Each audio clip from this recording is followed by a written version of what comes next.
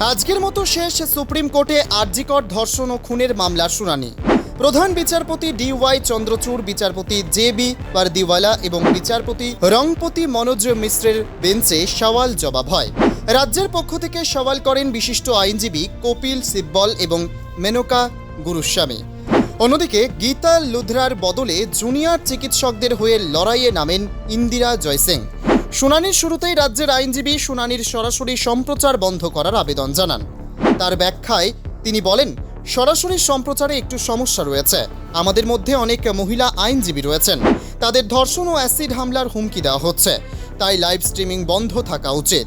কিন্তু রাজ্যের আইনজীবীরা সেই আর্জি খারিজ করে দেন প্রধান বিচারপতি DY চন্দ্রচূড়। তিনি জানান, আমরা লাইভ স্ট্রিমিং বন্ধ করতে বলতে পারবো না, এটা এখন জনস্বার্থ মামলা। এদিন শুনানি চলাকালীন প্রধান বিচারপতি DY চন্দ্রচূড় কাদম্বিনীর বাবার চিঠির ওপর জোর দেওয়ার নির্দেশ CBI-কে। চিঠিতে এমন কিছু বিষয় রয়েছে যা তদন্তে অন্য মাত্রায় এনে দিতে পারে। প্রধান বিচারপতি পর্যবেক্ষণ এই চিঠিতে গুরুত্বপূর্ণ লিড রয়েছে। 12 সেপ্টেম্বর CBI-কে চিঠি দিয়েছিলেন তিলোত্তমার বাবা।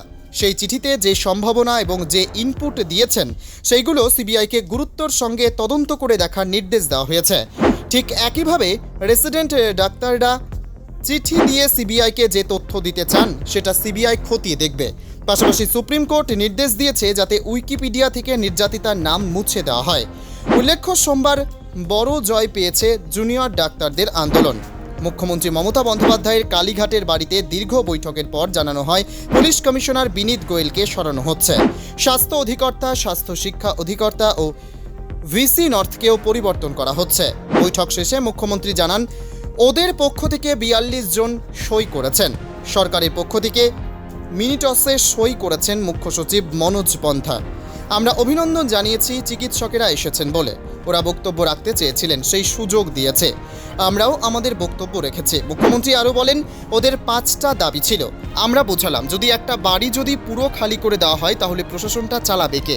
শেষ পর্যন্ত স্বাস্থ্য অধিকর্তা, স্বাস্থ্য শিক্ষা অধিকর্তা, পুলিশ কমিশনার, VC নর্থকে পরিবর্তন করা হচ্ছে।